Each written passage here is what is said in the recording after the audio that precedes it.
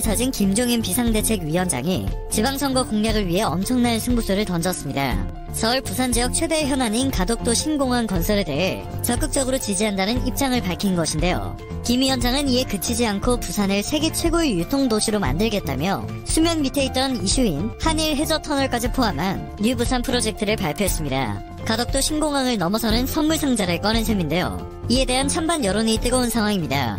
한일 해저터널 프로젝트가 수면 위로 떠오르자 일본의 관심도 집중되고 있습니다. 한일 해저터널은 1930년대 일제히 대동아 공영권 구상의 일환으로 추진됐습니다. 1938년 일본 철도성 기획위원회가 대륙간 교통 네트워크에 관해 검토한 것을 바탕으로 한일 해저터널 계획을 포함해 아시아 대륙과 수송 체계를 형성하고자 했던 것입니다.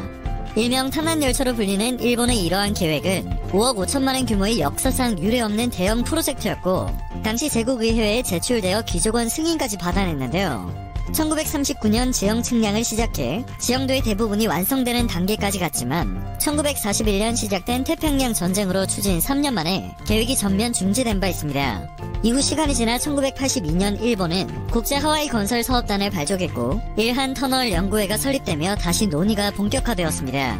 1986년 한국에서도 한일 터널 연구회가 설립되었고 과거 한국의 대통령들도 한일 해저터널에 관심을 나타낸 바 있는데요.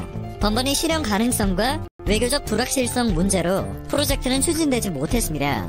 경남발전연구원의 연구에 따르면 한일 해저터널은 부산과 있는 구간의 최대 길이가 231km에 달합니다. 부산발전연구원은 한일 해저터널의 건설비만 100조 원에 달할 것으로 추정했으며 기간은 10년 이상 걸릴 것으로 예상했습니다. 때문에 현재 한일터널 프로젝트가 지방선거 공약으로 현실성이 있냐는 지적이 나오고 있는 것인데요. 부산 북강서리 지역구인 민주당 전재수 의원은 한일 해저터널에 대해 물류 거점 도시를 만들기 위해 가덕 신공항을 비롯해 숱한 노력을 기울이고 있는 마당에 해저터널이 누구를 위한 것인지 묻고 싶다는 입장을 밝혔습니다.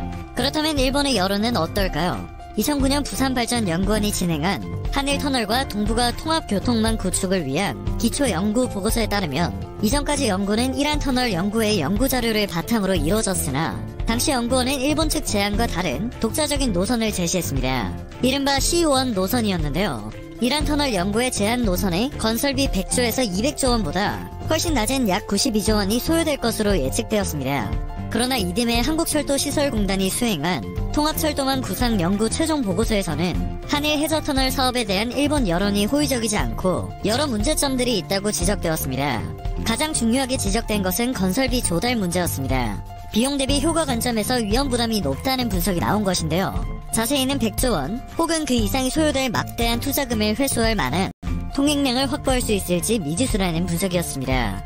충분한 통행량 확보와 동북아 네트워크, 나아가 유라시아 철도 구상과 연결되기 위해서는 북한을 거쳐 중국과 러시아의 철도 네트워크와 연결될 필요가 있는데 이 또한 문제점으로 제시되었습니다.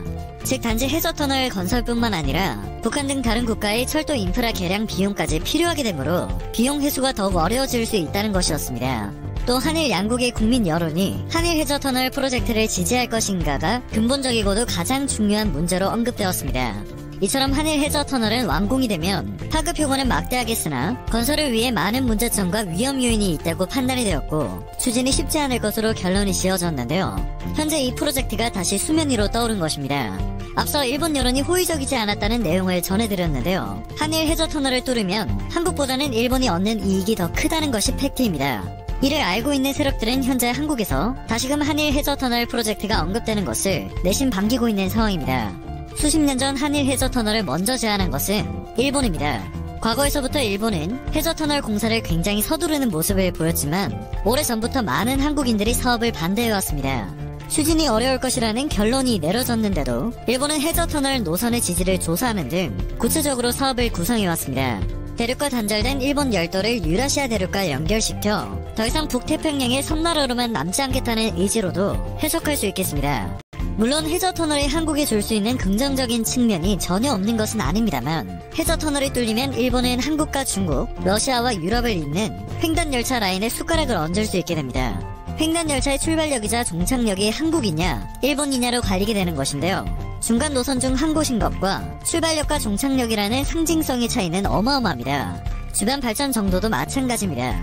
또한 앞서 언급했던 것처럼 부산에서 일본까지 해저터널을 뚫기 위해서는 천문학적 비용이 드는데요. 배도 있고 비행기도 있는데 굳이 천문학적인 돈을 들어가며 기차가 지날 길을 뚫어야 하는 이유도 없습니다.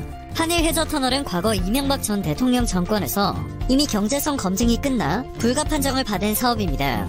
그러나 일본 쪽은 계속해서 조용히 해저터널 사업을 진행하고 있습니다. 시발점인 규슈 쪽에서 이미 착공한 터널은 완공률이 50%에 이른다고 합니다.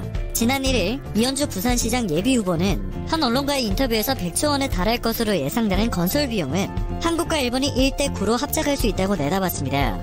90%의 비용을 부담할 수 있는 이유는 그만큼의 이득이 있기 때문이라고 생각됩니다. 한일 해저터널 프로젝트는 동북아의 싱가포르를 꿈꿀 수 있는 부산에 오히려 찬물을 끼얹는 선택이 될 수 있고 대륙 진출을 꿈꾸는 일본에게는 날개를 달아주는 사업이 될 수 있습니다. 한국 정부는 부산을 물류 거점 도시로 만들기 위해 숱한 노력을 기울여왔습니다. 가덕 신공항도 그 일환 중 하나로 볼 수 있으며 부산항 신항 건설과 부산항 북항 재개발 등 기존 사업들도 이미 진행 중에 있는데요. 부산발 유라시아 철도도 계획되고 있는 시점에서 주도권을 일본에 넘겨줄 수 있는 프로젝트를 진행하는 것이 과연 옳은 일일까요? 여러분들은 어떻게 생각하시나요? 오늘 영상은 여기에서 마치도록 하겠습니다.